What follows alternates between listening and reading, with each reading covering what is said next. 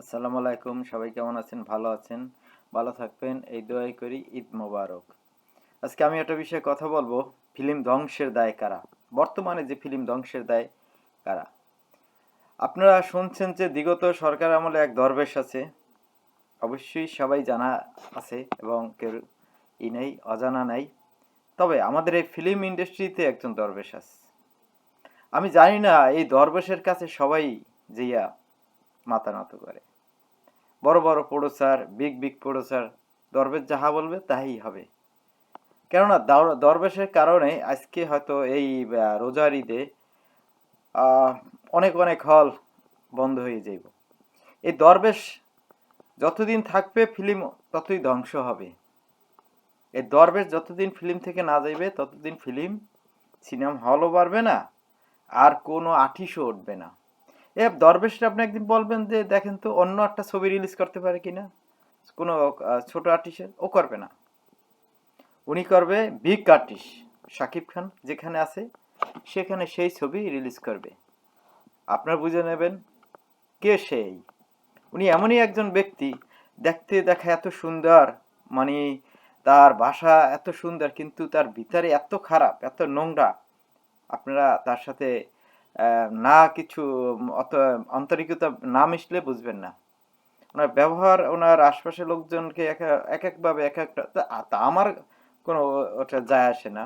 উনি যেই হোক না কেন, আমি যেটা বাস্তব কথা বলবো, যেমন রাক্ষস ছবিটা কিল করছে এই দরবেশ। এই ছবিটায় যদি ঈদে রিলিজ দিত তবে হল পাইতো নিম্নে 80 থেকে 90টা, 80টা তো হইতোই, 60-70টা নাইলেও হইতো। কিন্তু এই দরবেশ নাকি বলছে ছবিটা রিলিজ দিতে না, যে আপনার হল পাবেন না, কিছু না। আর আমি বলবো সেই প্রডিউসারে, উনি হয়তো বরিশালের লোক। বরিশালের লোকেরা তো আমাদের এরকম এরকম হওয়ার কথা না। তারা তো সব দিক দিয়ে ব্যবসায়িক বলেন, সব দিক দিয়ে একটু চালু থাকে। ওনারা কেন দরবেশের কথা শুনে ছবিটা এই নর্মাল স্ক্রিনে রিলিজ দেয় নাই? আমরা আমার মনে হয় এটা তারা ভুল করছে। কিন্তু ওনারা যে ওই যে দরবেশ যাহাই বলে তাই হবে। আজ এই দরবেশের কারণে অনেক বিশ্বাস করবেন না, হয়তো এখন 200 হল আপনার খোলা আছে, এই হয়তো কোরবানি ঈদে 100 থাকে কিনা সন্দেহ। কেন? এই দরবেশ এমনই একজন লোক, বোঝা বড় দায়। তো এই দরবেশ না, আর ওনারও লজ্জা নাই। ওনাকে গালি দেবেন, যাই বলবেন, উনি কিন্তু কিচ্ছু বলবে না। মাথা নিচু দিয়ে হাসি দেবে, মিষ্টি হাসি। যেগুলি মুচকি হাসি দেবে ওগুলি শয়তানের বাহা। এবং এত সুন্দর লোক, আমি মনে করবো যদি উনি সম্মানজনক, উনি ফিল্ম থেকে চলে যাওয়াটাই ভালো। আমরা তো নাই ফিল্মে, দরকার কি? তারপর কিছু কিছু খারাপ লাগে যে কার্যকলাপ দেখলে দরবেশের, যে দরবেশে এমন এমন কাজ করে না যে ইন্ডাস্ট্রিটা ধ্বংস করে দেবে। আমি আরও দুইজন কন্টিনিউ করে আমাদের বস, তারা অবশ্যই তার বস, আমি সজনী ফিল্মে চাকরি করছি, কিন্তু তারা আমার বসের ফ্রেন্ড সার্কেল। একজন হচ্ছে সনক ধর্ম, মালেক আফসারি সাহেব। ওনাকে বলবো, আপনি যদি এই দরবেশের বিষয়ে কিছু বলেন বা ফিল্ম ইন্ডাস্ট্রি যদি বলেন, আপনারা তো নাম করা ডাইরেক্টর, আপনারা অনেক সুপার সুপারহিট ছবি দিয়েছেন, তো আপনার অনেকটা অবদান আছে ফিল্মে। তো আপনারা যদি কিছু এই দরবেশের বিষয়ে বলেন তাহলে হয়তো ইন্ডাস্ট্রিটা বাঁচবে। আর একজন আছে আমাদের শ্রদ্ধেয় স্বপন চৌধুরী দাদা। দাদাও খুব ভালো, দাদা অনেক ছবি প্রডিউস করছে, অনেক ছবি ডিরেকশন দিছে। তো দাদাকেও বলবো, দাদা আপনি হয়তো সুইডেন থাকেন, আপনি ফিল্মের সাথে আপনারা অনেক দীর্ঘদিন যাবত আপনাদের সম্পর্ক, দাদা আপনার আপনারা যদি এই বিষয়ে কিছু বলেন যে কেন ফিল্মের এই অবস্থা।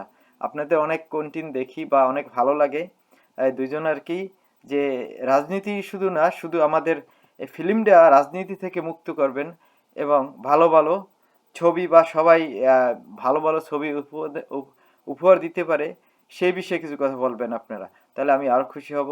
দাদা আপনাদের কন্টেন্ট দেখি, জনাব আফসারি সাহেবের কন্টেন্ট দেখি, যে সে খুবই সুন্দর কথা বলে, বাস্তব কথা বলে, দুইজন বাস্তব কথা বলে। তাই আমি বলবো এই দরবেশের বিষয়ে কিছু যদি আপনারা বলেন, তাই হয়তো সিনেমা হল মালিকরা উপকৃত হবে। অবশ্যই সিনেমা হল মালিকরা উপকৃত হবে। আপনি একটা নর্মাল ছবি করবেন, উনি দরবেশ সাহেব কোনো হল দেবে না, ওনার মন গড়া, এটা চলে না, আরে বেটা চলে না, তুই দেখ, তুই একটা ছবি প্রডিউস করে বানা, সেটা কখনো করবে না। উনি এসে পরের পোদ্দারি করবে, উনি পরের ঈদে থাকবে, উনি দেখবেন ভাব সব কি, আরে বাবা, হ্যাঁ, উনি কিন্তু পাঁচ ওয়াক্ত নামাজও পড়ে।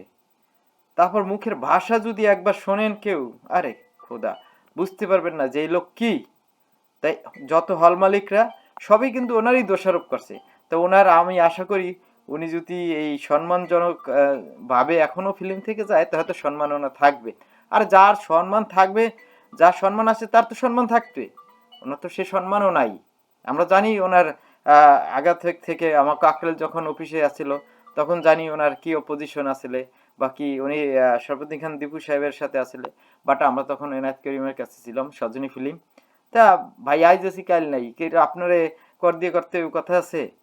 আপনি 10টা লোকের হক মারেন কেন? আপনি এই কামটা করছেন কেন? আপনি রাক্ষস কেন বন্ধ করছেন? আপনার উচিলা রাক্ষস বন্ধ হয়েছে। ওই মহিলা, ওই প্রোডিউসারে আপনি বুঝেছেন যে আইসেন না, ছবি হল পাইবেন না, নাহলে তো উনি তো সেই কোয়ালিটির লোক না। উনি বরিশাল্লা মেয়ে, বা আমার ডাইরেক্টর বরিশাল্লা, তো ওনারা তো এরকমই না। তবে ওনারা কেন যে এরকম হলেন, ওনাদের হয়তো টাকা আছে, হাজার হাজার কোটি টাকা, নাহলে কেন রাক্ষসটা নর্মাল স্ক্রিনে দেয় না? এটা একটা হয়তো রাজনীতি সিস্টেম হয়েছে, যেটা হয় বরাবরে। তো এই দরবেশ যতদিন না যাবে, ততদিন ফিল্ম উন্নতি হবে না। তো আপনারা বুঝে নেবেন আমি কার কথা বলছি। উনি আমাকে বকাবকি দেখুনি কি করছে, কিচ্ছু আসে যায় না। দরকার আছে ওনার কাছে আমার, আমি যেটা বাস্তব কথা সেগুলো অনেক হল মালিক কাছে জানছি, বা অনেকে বলছে ভাই শেষ শেষ, এত রেন্টাল নেছে, এত রেন্টাল, ছবি মানুষের যাত না। তো এটাই বলবো যে এই দরবেশ থেকে আপনারা দ্রুত থাকেন।